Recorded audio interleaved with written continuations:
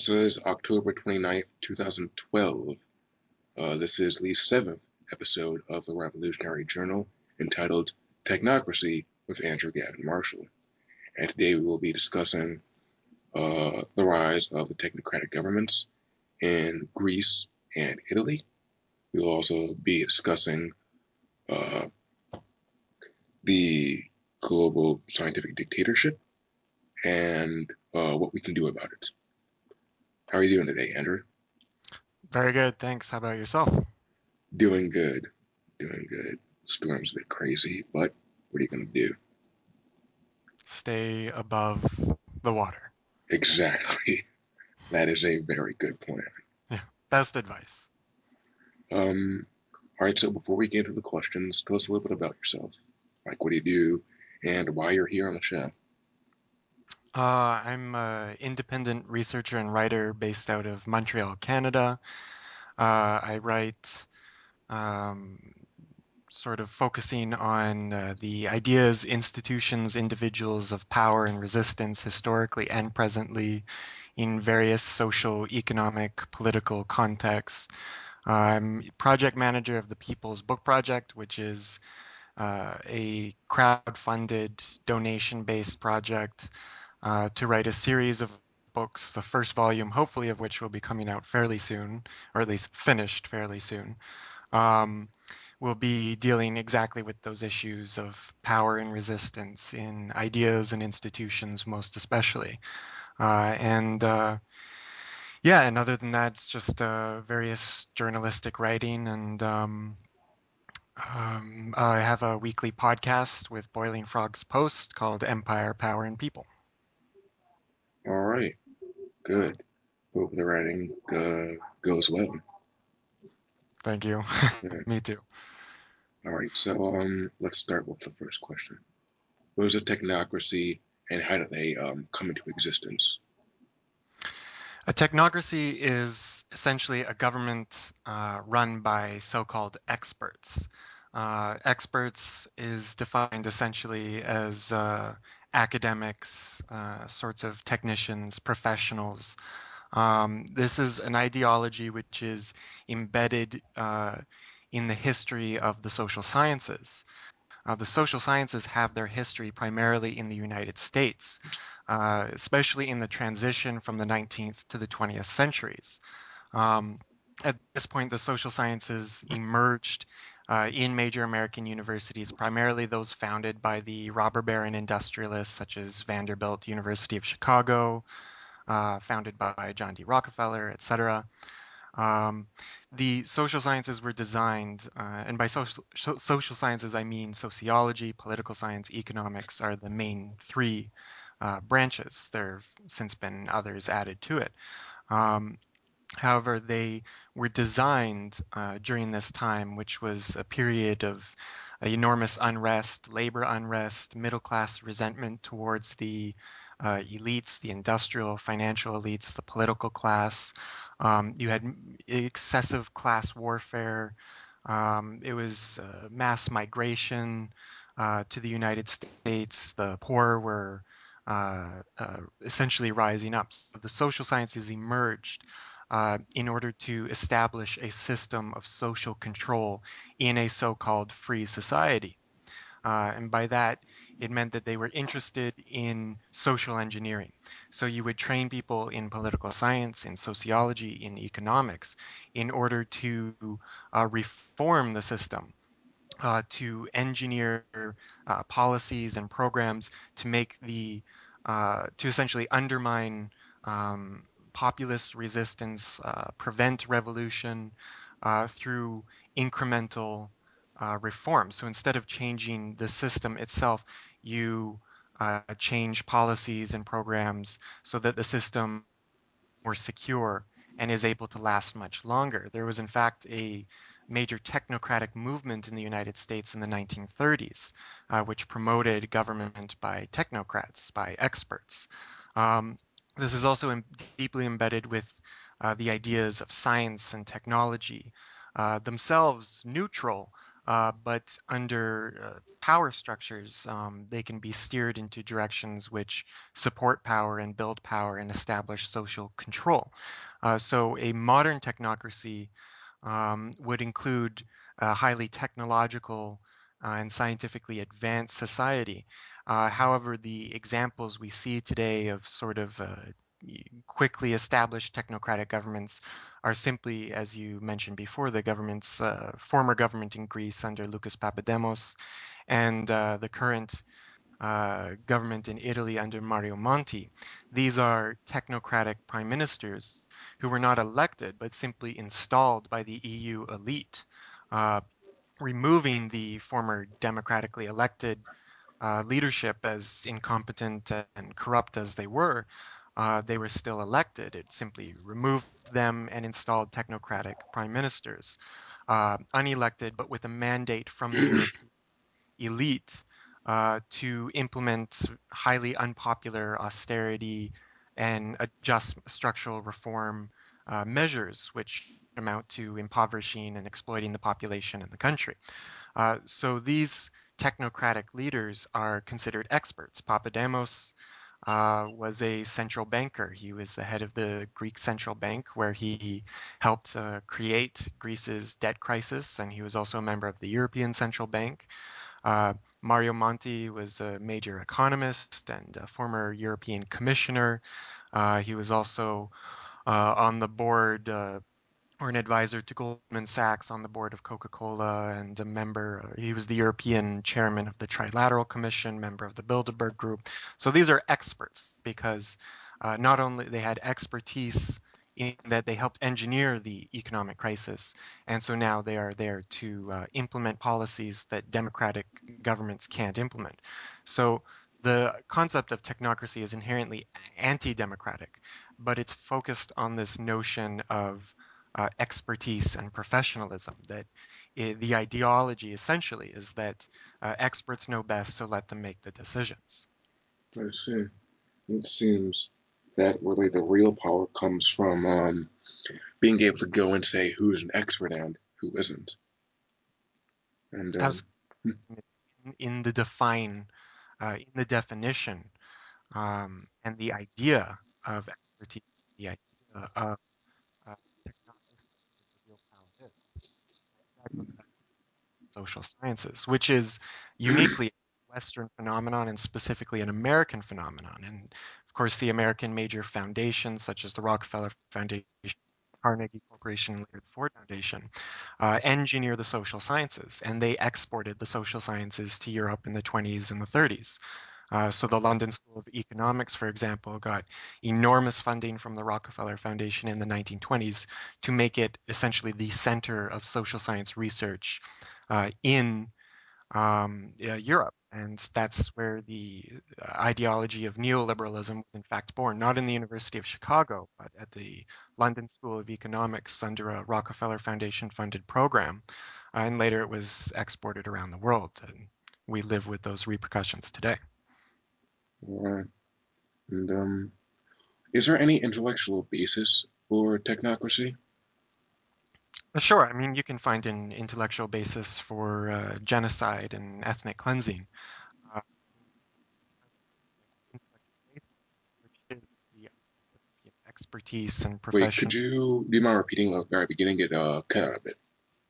Sure. There's always an intellectual argument, intellectual basis for how could find an intellectual basis for ethnic cleansing. Um, the point is to understand how illegitimate the intellectual basis of certain ideas and ideologies. However, not the intellectual basis is in the social sciences, is in the construction of so-called expertise. For example, you take, say, political science and economics. Historically, this was studied not as separate subjects, but as one entity, political economy. And it makes more sense to study it that way because politics and economics are interrelated, interdependent, and interactive.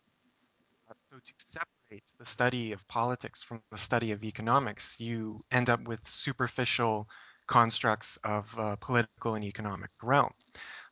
In social sciences ideology, a political scientist is an expert on politics, while an economist is an expert on economics because they are trained to understand those specific realms. It keeps them focused, but it keeps them with a narrow uh, and, understanding. And that because that narrow, they don't understand their realms almost at all. Uh, if they refuse to look at how, say, for example, politics interacts with economic sociology, culture, technology, science, and history, going with understanding of politics itself, one which essentially lends itself to being supportive of power, which is the purpose and the reason for separating the social sciences and studies. But these people are called experts. So that is the intellectual basis. Political scientist knows best about politics. Really, these are just indoctrination, very effective indoctrination systems. But the expertise is essentially just a term, but ultimately a meaningless term. Since trained and get a very extensive education, tend to have very little real-world knowledge and understanding. So that's the intellectual basis for technocracy. Alright. And how have the technocratic governments in Italy and in Greece, how do they work? Well, essentially, I mean, for the people, they don't work at all. They were installed by the EU elite uh, by essentially 8 individuals. Now Mario Draghi, um, you had the head of the IMF, Christine Lagarde, you had the European Commission President, Jose Manuel Barroso, Herman Van Rompuy, the European President, and various other commissioners and individuals. They got together at various meetings and decided that they had enough with leadership in Greece and leadership in Greece and Italy had to be replaced. So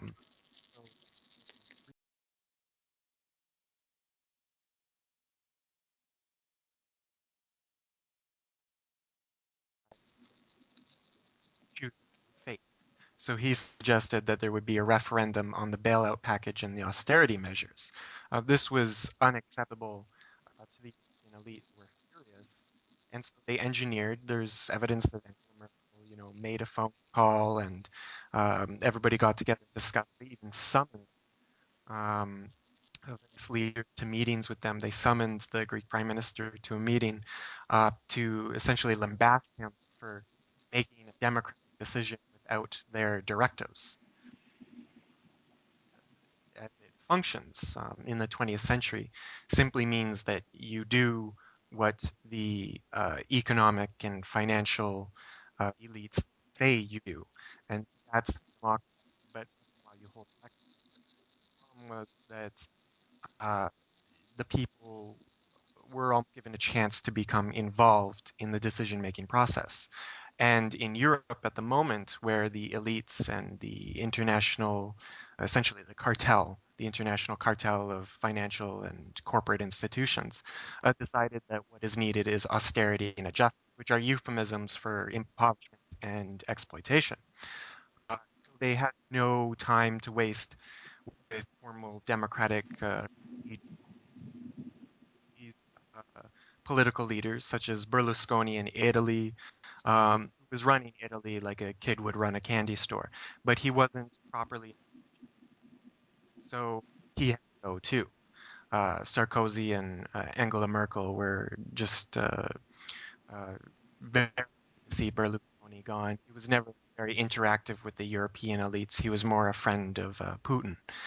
Um, And so they got rid of these democratically elected leaders and installed the technocrats, Papademos in Greece and Mario Monti. There's a New York Times article which referenced how Angela Merkel made a phone call to the president of Italy and suggested the name, why don't you select Mario Monti to lead the technocratic government, because of course these have to appear to be internal decisions. In the Italian parliament were joking that they were going to get a Goldman Sachs government, and of what they got.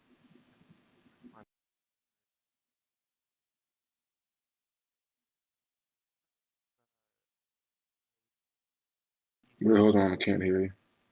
Okay, so essentially, what you're saying is that uh, due to the economic crisis, which we can get into at some point in another show, I want to have you on for that. But so due to the economic crisis, and so all these technocracies, the bankers and the politicians got together and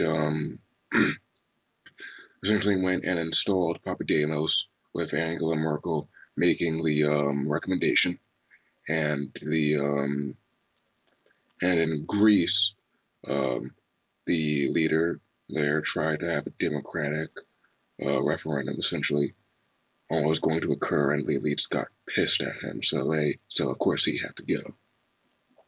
Yeah, I mean it's just a sign that democracy in the West, state capitalist, liberal, and its famous phrase, "Let them eat cake." So let them have elections. That they don't even get the cake. They simply have to do exactly destroy labor regulations, dismantle all protections, pensions, welfare, social services, health. Uh, Everything is privatized. Okay, so saying that just goes and proves it. And I think you're right, though. This does prove that democracy is just nothing but a facade. And um, just like here, the elections are coming up between Obama and Romney. And of course, everybody um, is all, ready for their side to, you know, to win. And my thing is, personally, I'm voting Green Party. The thing is that uh, if you look at them, there's there's not too much difference. They're essentially the same, and uh, you really saw this in the foreign policy debate, where they both agreed essentially on the base issues, which of course, oh, Iran is a threat, and they consistently went and pushed them that they're trying to get a nuclear weapon, and oh, Israel, we have to protect them, and they can do no wrong. Um, and then they just differ on whether Iran should be bombed now or later. Absolutely. That whole debate. I mean, I try to avoid watching debates as much as possible, just because they're too infuriating. But it was essentially just posturing about who's going to be a better imperialist than the other, and essentially meaningless nonsense. There's no arguing about not differences in foreign policy, but differences in approach to how horrific they can treat the world. Um, that essentially comes down to every foreign policy debate among the major parties in, the United States in the 20th century. Who can be the better emperor? Nobody questions the fact that why do we have an empire? Should we have an empire? What can we do to change this? What about a foreign policy that doesn't involve war and mass murder? Um, these are not considerations because if you had a candidate talking about these things, then there wouldn't be a debate. But if Um, we stop the war and mass murder, you know how many defense companies lose billions of dollars? We can't have that now. and then you have to stop the subsidies to all the technology and electronic sectors because that's all funneled through the Pentagon and Exactly. of other subsidies. So corporate America would suffer enormously. The financial institutions would, of course, have less money to launder and plunder. So yes, for the ruling class, it's very beneficial to have an empire. That's why empires have always existed through history, because ruling classes have always existed.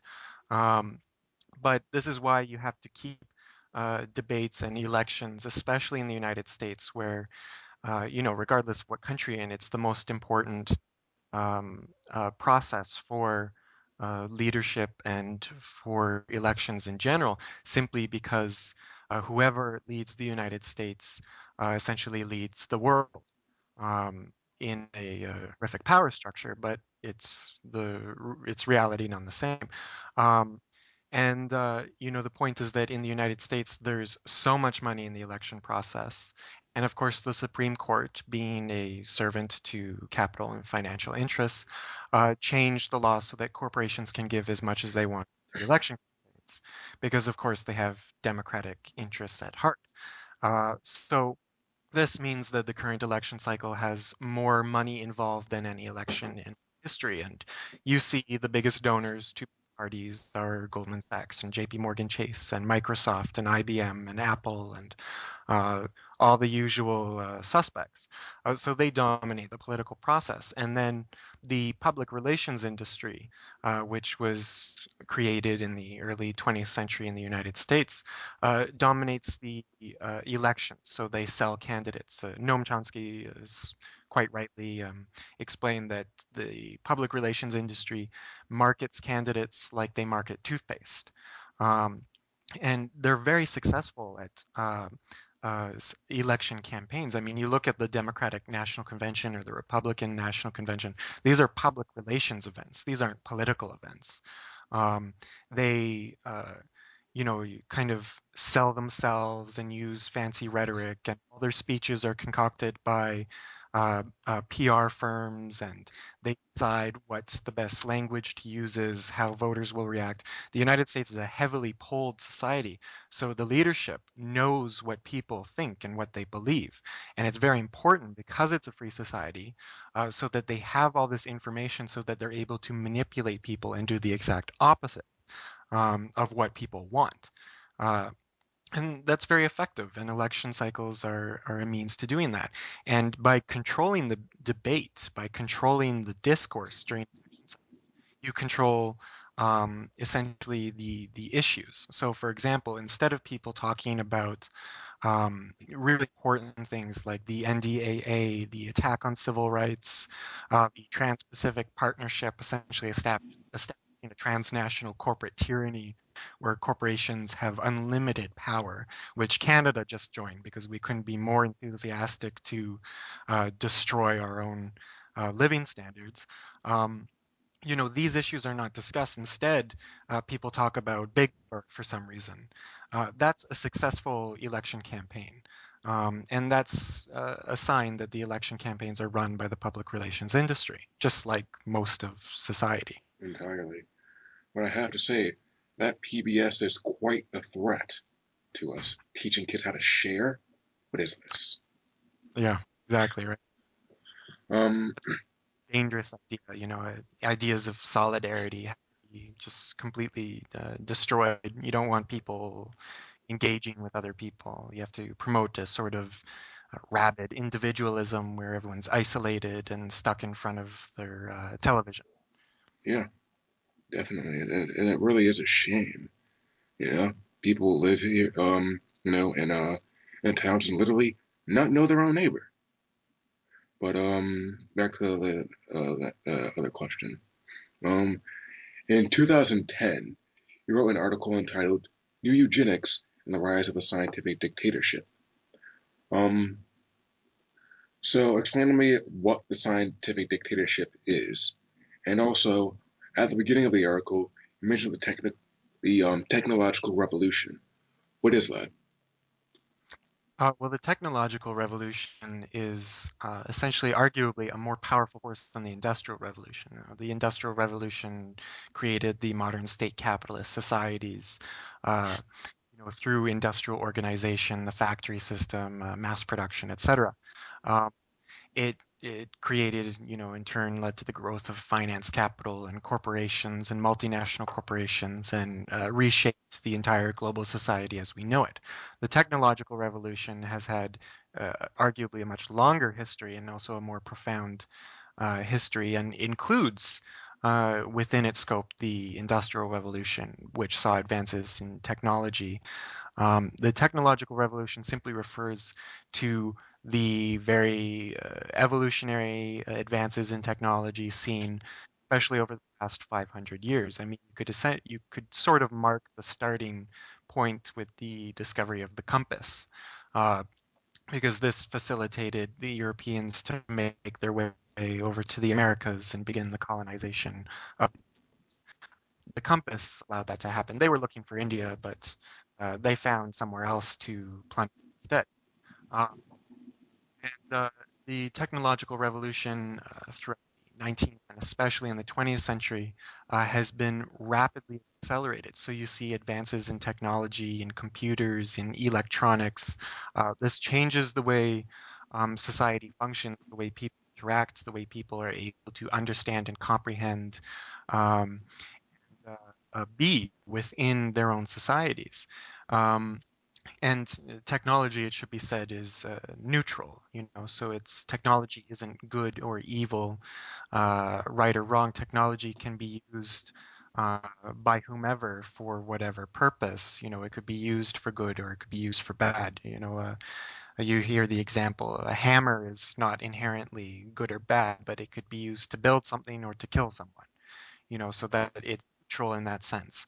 But in our society, in a power mad society, technology is increasingly steered into uses for imperialism. How can we advance our methods of murder and destruction? So, for example, the atom bomb, is a technological advancement, but one based upon the notion of mass murder. Um, the internet, also a technological advancement. It was funded through the Pentagon and DARPA, the Defense Advanced Research Project Agency, which is sort of the Department of Mad Scientists inside the Pentagon. They fund all the electronic and various technological advancements. None of this came from the so-called free market, which is an absurd mythology anyway. This all came from heavily state subsidized and even state planning agencies in the United States. These sectors expanded and corporate interests got massive subsidies. And then eventually, when certain advancements were made, they were made to be marketable. So, computer technology and various other electronics. This has changed the way that uh, power exercises authority. So, on the one hand, the technological revolution, especially in the 20th and now the 21st century, has allowed a tiny elite and you just look at the ways in which domination and social control are undertaken. We have massive surveillance technology, flying killer robots that we call predator drones, all sorts of massive advancements, weaponization of space, etc. This is, unthinkable and essentially science fiction. Um, Nightmare scenario stuff. And on the other hand, you have technology which has often the same technology which has advanced solidarity among the people of the world, which has expanded knowledge and understanding between people so that, for example, through the internet and through interaction like this, people are able to uh, discuss and meet the educational system, but on an individual person to person basis around the world. That is unprecedented in human history. I mean, usually it's just people of means, people with money and power who are able to go around the world and interact with others, but they tend to interact with their kin in around the world, so their class structure.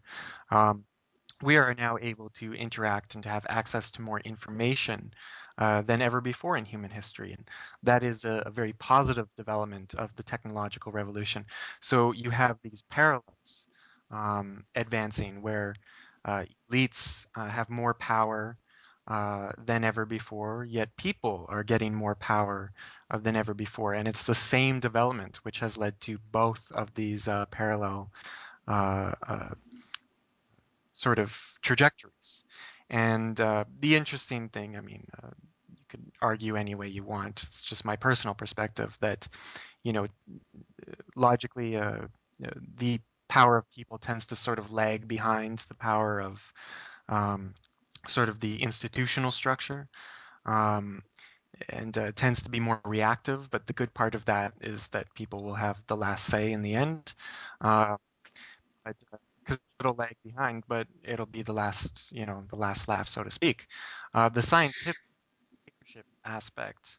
Um, this was articulated by primarily Aldous Huxley, the author of Brave New World, and he wrote a follow-up several years later called Brave New World Revisited, where he and gave a speech at UC Berkeley in, I believe, 1962, which you can watch on YouTube or listen to on YouTube. Um, he discussed the notion of scientific despotism, of the global scientific dictatorship. He explained that the 20th century was sort of the century of social engineers. So the discussion of technocracy is, these are social engineers. They're designed to engineer society so that they promote reform, which makes the society more stable and ultimately preserves the social hierarchy as it exists.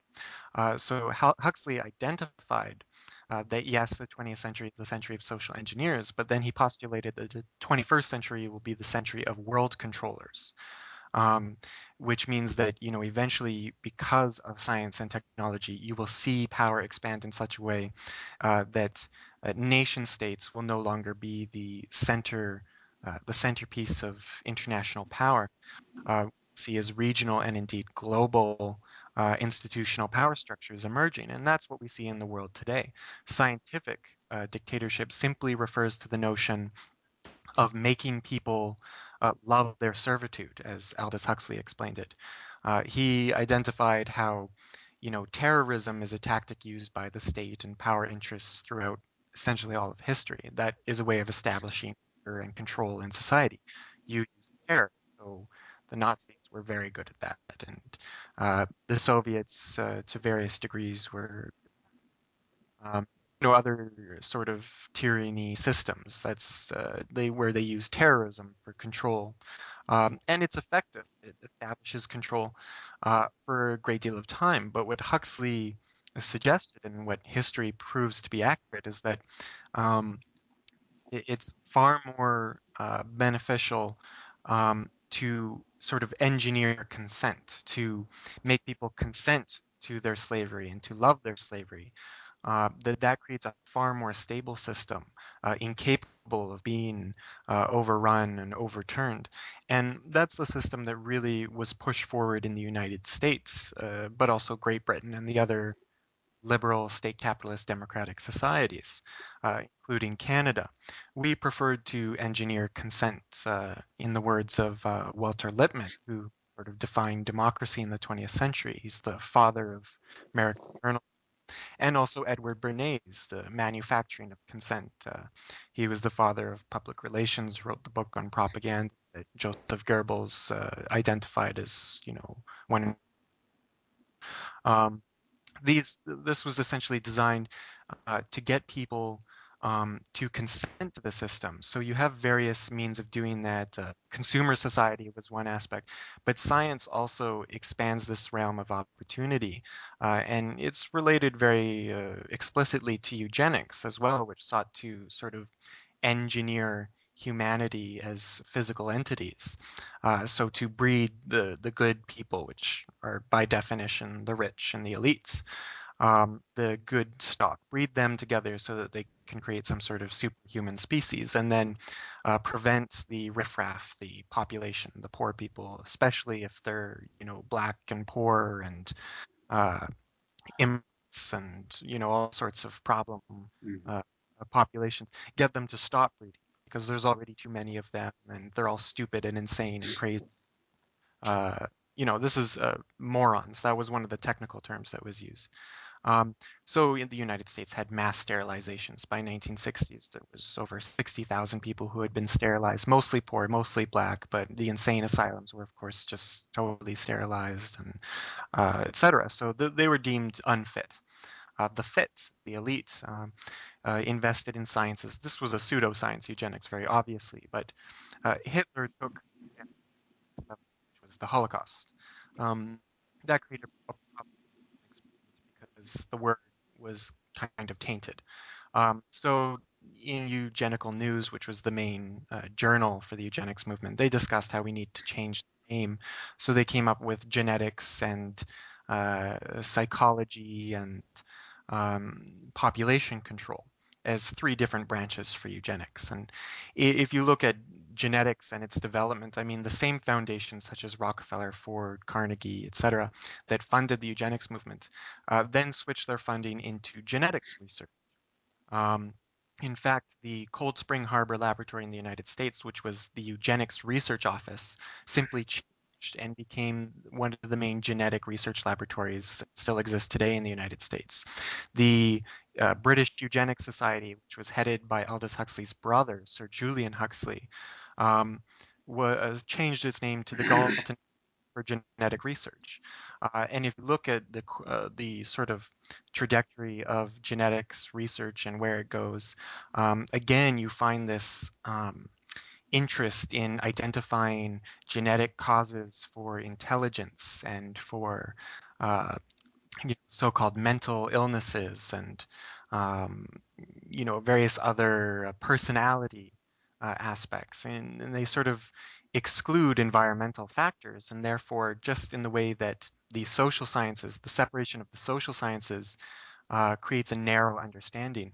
The concentration of sciences into these very narrow focuses has the same effect. So you can find advances in genetic research which exist, great science discovery, but by excluding, say, history and social, political, economic notions, it does create a narrow and confined and ultimately problematic understanding. And I think the best example of this is a man named James Watson, who was, a winner of the Nobel Prize in Science for his work on the human genome, and he was the head of the Cold Spring Harbor Laboratory for Genetic Research. A few years ago, I believe back in 2007, he was giving a speech in Britain, and someone asked him about I mean, it should be noted that he's one of the top figures in genetic research in his field. Someone asked him about his thoughts on Africa and development and why Africa is so, underdeveloped, which is the common word to use for it. Um, and he said that, we need to stop talking about Africa and Africans as if they're like everybody else. Anybody who's had a black person work for them knows that they're lazy and incompetent. We can't hold them up to the same standards. This, he thought that genetic research simply proved this. Right. Um, if you look strictly from a narrow perspective of genetics, and you say that, well, everywhere in the world, the black population seems to be poor and or in prison or struggling or can't get their act together. Therefore, it's simply in their genetics that this is the problem. There was a book, The Bell Curve, came out in the 90s and discussed sort of the difference between white and black intelligence related to genetics. These are the same ideologies as eugenics, just with, more scientific input. Yeah, just dressed up. I've come across this before. Yeah, a couple months ago, I was on a forum, and there was a study somebody posted by some crackpot Canadian researcher guy. And essentially, his argument was that um, based on race, he's essentially linking race and intelligence, like you're saying, basing it in genetics. But my thing is, if you can explain this to me, because my problem with that way manner of thinking is that um, two things. One, race itself is a social construction, so that doesn't make any sense. And two, there's no actual intelligence gene, so how can you really go and say it's a genetic? I don't. Um, Well, I mean, this is rooted in the ideology of sciences and the ideology of social sciences and the ideology of psychiatry, for example, which are themselves all ideological constructs. Um, and your point is exactly correct. Race is a social construct. You can find the historical roots where this is the case, where it was constructed, legally constructed, and specifically in terms of uh, racial discrimination being the major construct, and white supremacy and inferiority for anyone who's not white. Um, or I guess also male and white.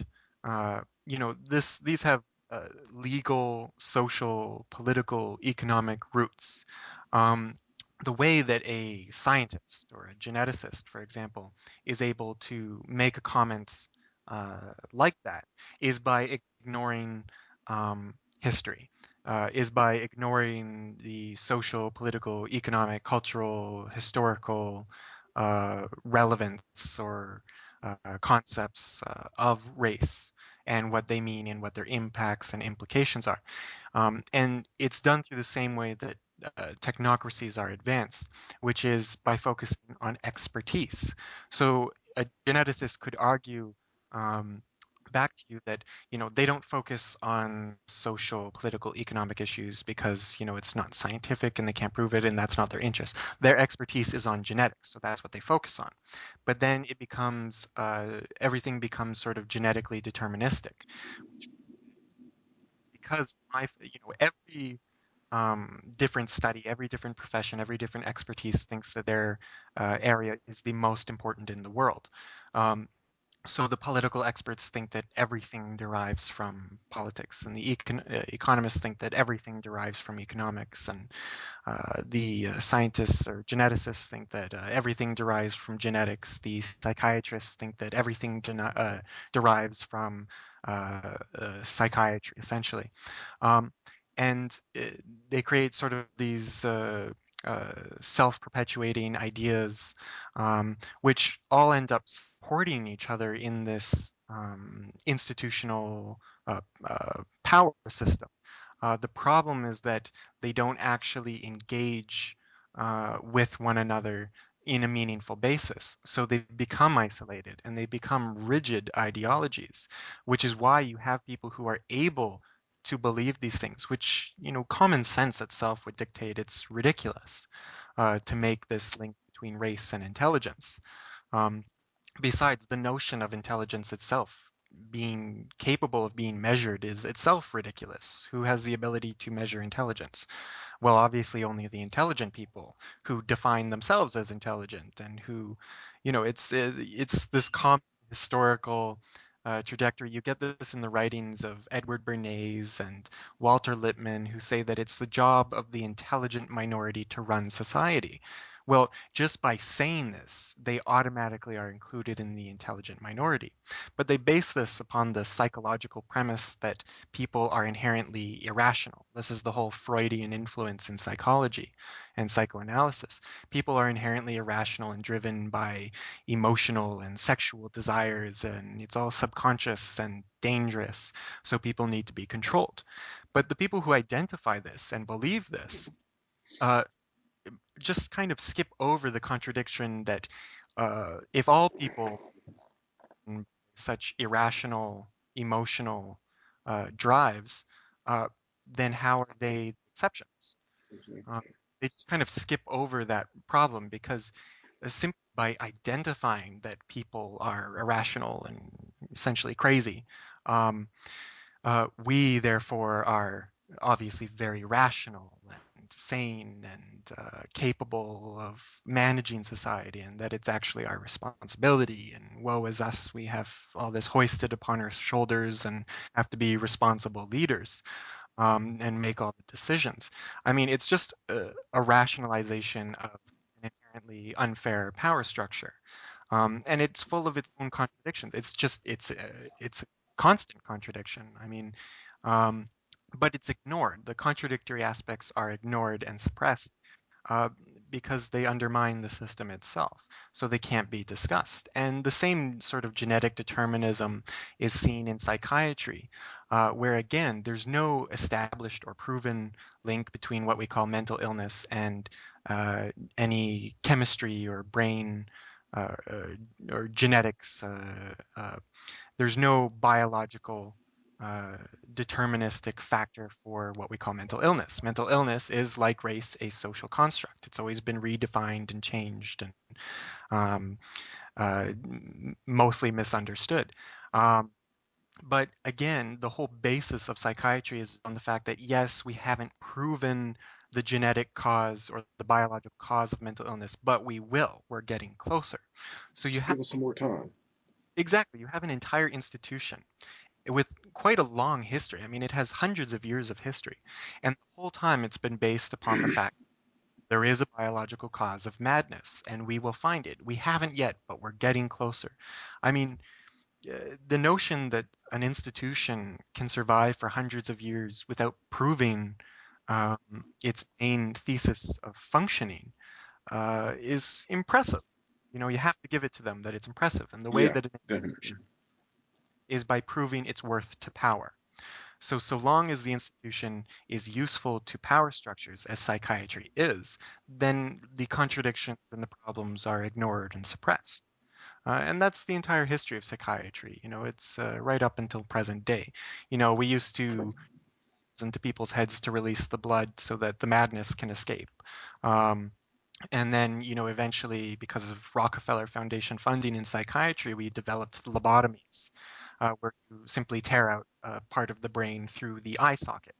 And that's a cure, because in psychiatry, a cure, and this is a historical truism for psychiatry, cures are defined as brain damage. So if you stop the symptoms of an illness, or call an illness of, if you stop the symptoms of madness, um, then it's a cure. So causing brain damage will typically stop people from acting crazy because then they're just vegetables. That's a cure.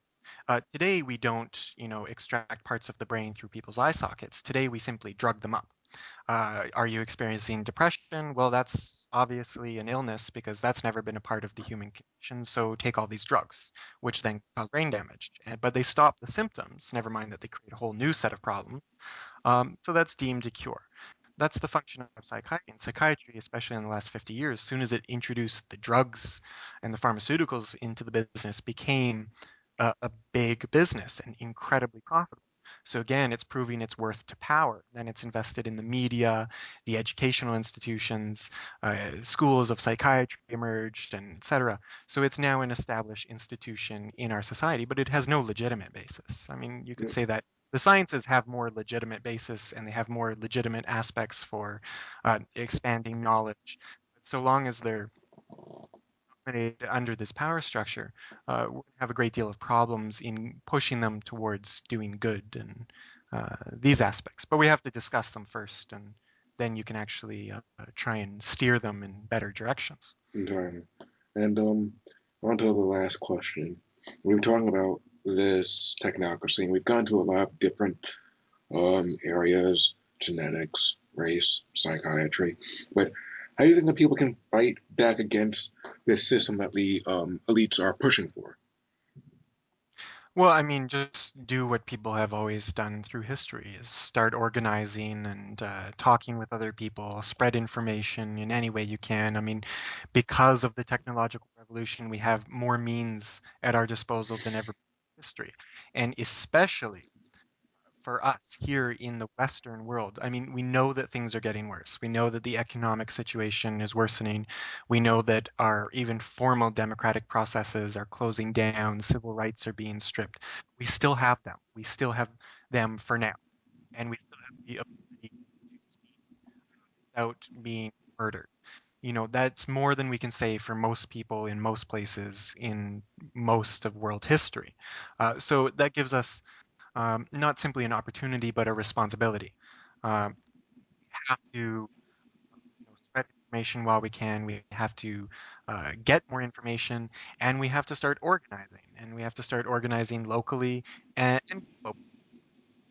So setting up networks, you can set up sort of local educational groups where it just kind of makes regular educational systems obsolete, but get people together and discuss real issues and share real information and share important, useful knowledge like learning how to grow your own food and maybe setting up local food gardens and other useful activities. I mean, there's all sorts of things that people can do. Technology can be used to advance this, but it also requires actual action, organizing and uh, undertaking sort of voluntary collective organizations, which can have a real effect because they often have.